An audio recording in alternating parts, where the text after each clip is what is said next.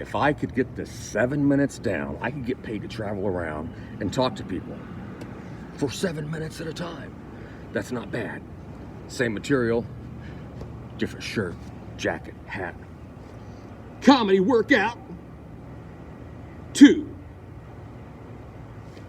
I grew up in Kansas. I'm the youngest of 4 children. I grew up around all kinds of people, rich people, poor people, smart people, stupid people. I was one of the stupid people. I didn't like school. The only reason I went to school was to get out of the trailer.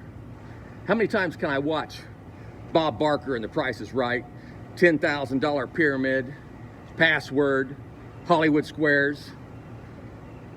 How many times can you watch that? By the way, it eventually became the $20,000 Pyramid. I really shouldn't know that, but it did. That's why I went to school. That, plus I got tired of my mom looking at me. And I know what she was thinking. 3 was enough. I didn't do very well. I didn't graduate. I eventually did get a GED, which stands for Good Enough for Doug.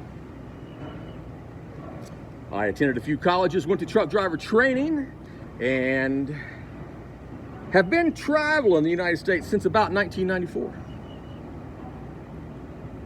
While out there, I've seen people communicating on their cell phones, typing on their cell phones, communicating to their close friends and relatives and associates, and soon to be associates and past employees and past employers, potential and business partners, potential employees, potential employers, that they're NLD. They're not like Doug. There's nothing wrong with that. I mean, there's nothing wrong with Doug, but not everybody could be Doug. Doug's a good guy. Doug's not a bad guy. God don't make no trash. But there are exceptions to the rule. I'm too poor to move back to my hometown. If I went back, I'd probably work at McDonald's. Someone would see me working at McDonald's. They'd say, Doug! I wouldn't even have my name tag on. They'd say, Doug! And I'd say, don't embarrass me here. I'm the leader of these people for the next 2 hours. The boss stepped out. I don't really need the money. I don't need the money. I'm just working here.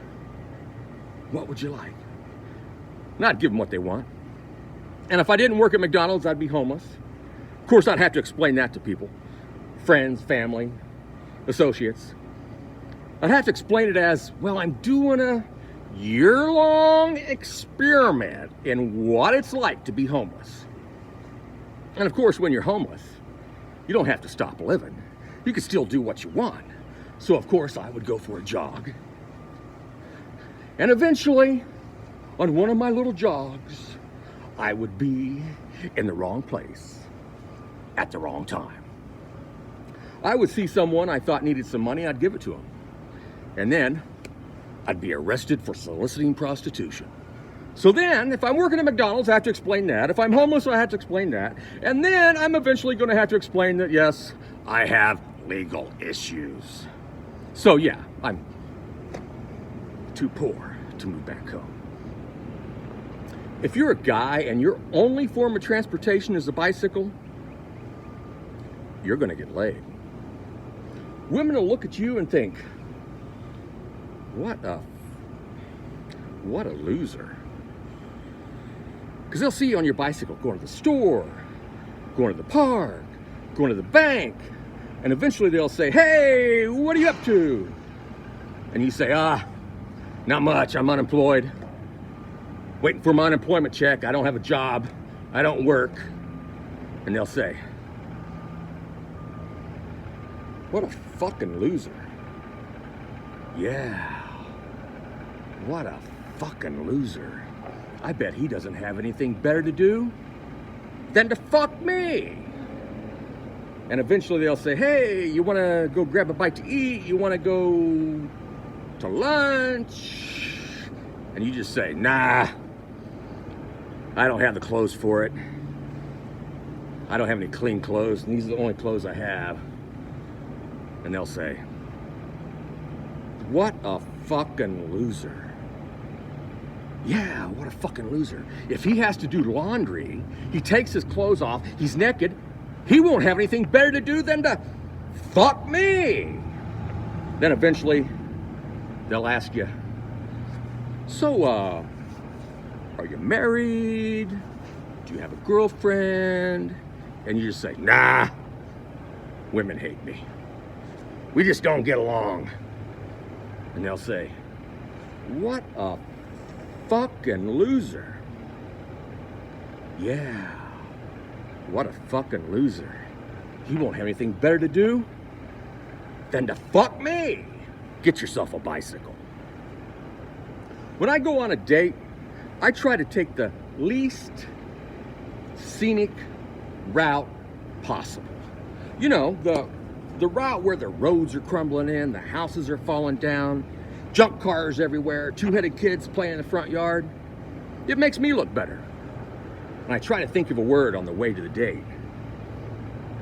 Something like, you know, traveling this road kind of makes me feel like a cosmopolite, but it'll get us to where we need to go. And they're thinking, where do we need to go? Where are we going? Are we going to the junkyard? Are we going to the dump? Are you gonna kill me and dump the body? Nah, I've never heard that. And if I did, it was muffled. I let them know right away that this is a real date. This is not Dutch Treat. This is a real date. What I don't let them know is I'm going to get them to pay for it. I try to get the sex out of the way before the meal. Who wants post-meal sex? I mean, I'll go eat after sex, but I'm not going to talk to you, and I'm not going to look at you and try to make you feel like a supermodel, because you're not. You know how I know? Because you're with me. And after the meal, I'll be back on the internet looking for another word to get that free meal.